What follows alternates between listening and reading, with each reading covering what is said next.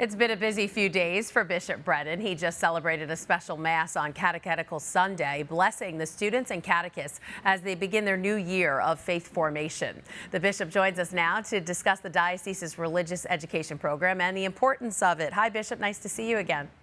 It's nice to see you, Christine. All right. I know the Diocese of Brooklyn has a big faith formation program.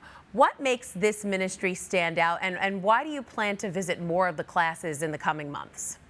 It's an important part of our diocesan work. I mean, one of the chief works of the Catholic Church is to teach the gospel, to proclaim the gospel. And so in parish, we have committed people who want to share their faith. So my goal is, first of all, to encourage those catechists, to thank them for their remarkable work, but also to be part of that formation with the young people. I've always enjoyed catechetical ministry. Even when I was on Long Island, for example, I would visit and I had my own classes. Catechetical ministry is a big uplift. It's a great thing to be able to share your faith with our young people. Absolutely, and the Vatican wants lay people to have a bigger role in evangelization, so becoming a catechist would be a way to do that. But many people, a lot that I've spoken to, are afraid to volunteer as catechists because, they don't think they're qualified. So how does the diocese get people to become catechists? How does the church prepare them? First of all, very often it comes at the parish level where a pastor identifies people or asks people to step forward.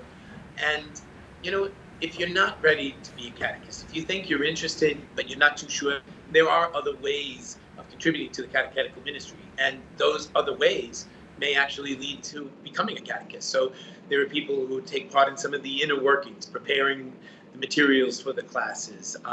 There are aides. Sometimes people team teach catechetical classes, and you get a feel for it.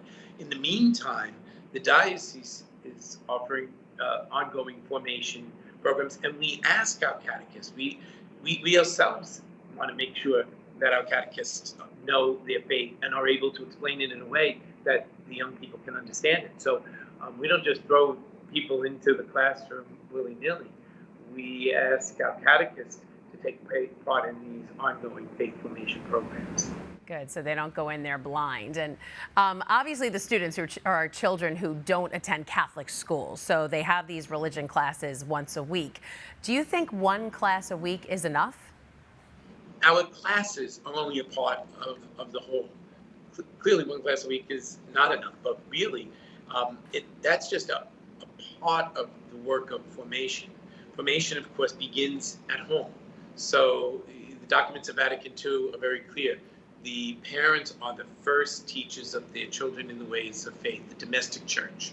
So what we're doing in our parishes is really complementing and supplementing what parents are doing at home all the time.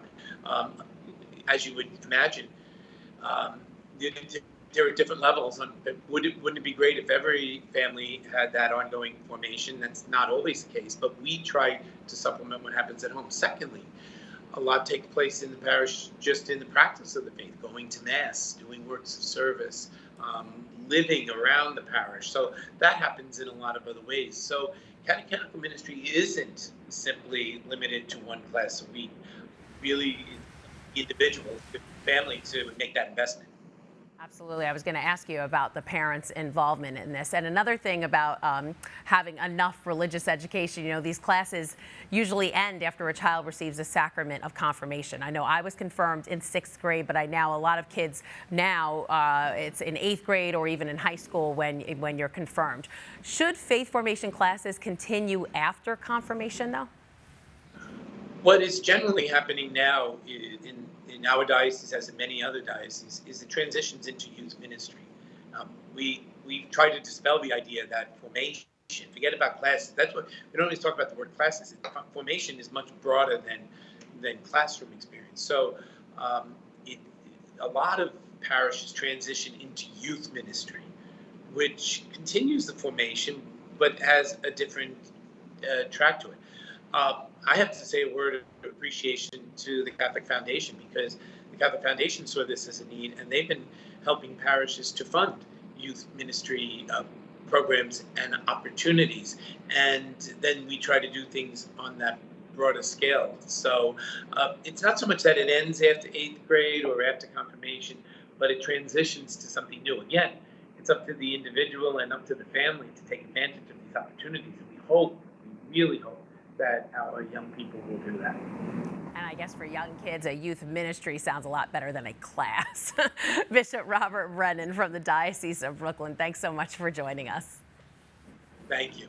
Hi, I'm Christine Persichetti, anchor of Currents News. If you like what you saw, please hit the like button on this video. And if you want to see more content just like it, subscribe and click on the bell for notifications. Thanks for watching, because we are putting your faith in the news.